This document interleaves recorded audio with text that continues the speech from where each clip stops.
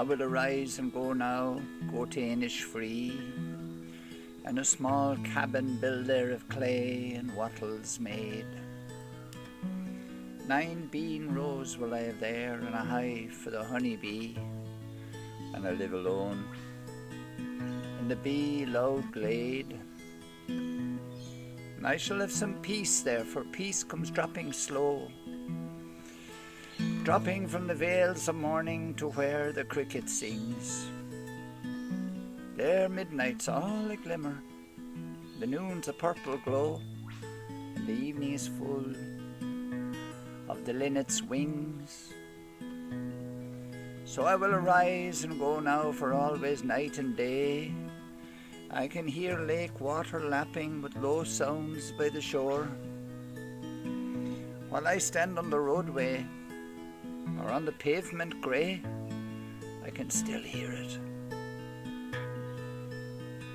in the deep heart's core.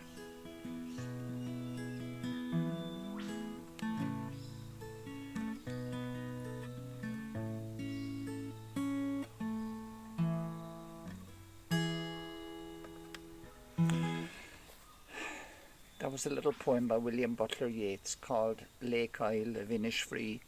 And the interesting thing about it is Yeats wrote that poem when he was only about 20 years of age, and he was over in London being educated, and he was desperately homesick for his beloved county Sligo and Lake Gill, where the little Isle of Innisfree is in the middle of a little wooded island.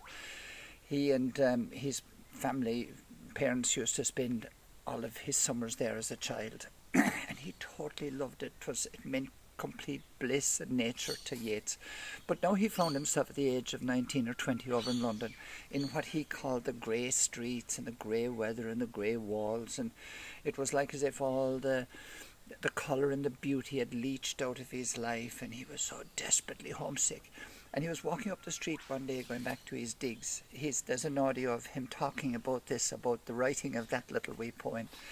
And he said, I was so homesick, he said, and I stopped and I looked in a shop window, and there was a big porcelain jar in there with water coming out the top and trickling down around the sides. It was a water cooler, essentially, before refrigeration, I suppose. And he said, and I put my ear up against the glass, he said, and I could hear the water trickling. He said, and it reminded me, he said, of the lake water lapping against the stones continuously back in Innisfree, in his most beloved place on earth. He said, if I was homesick before, I was 10 times more so now, that I could actually hear it. He said, I went back to my digs. He didn't know he was a poet. He didn't know he was going to be revered for all time as one of the greatest poets that ever wrote in the English language. He didn't know that. He had no way of knowing it. All he knew was that he had a broken heart and he was homesick. And he picked up his pen and he wrote that wee poem. And that comes into it there. I hear lake water lapping with low sounds by the shore.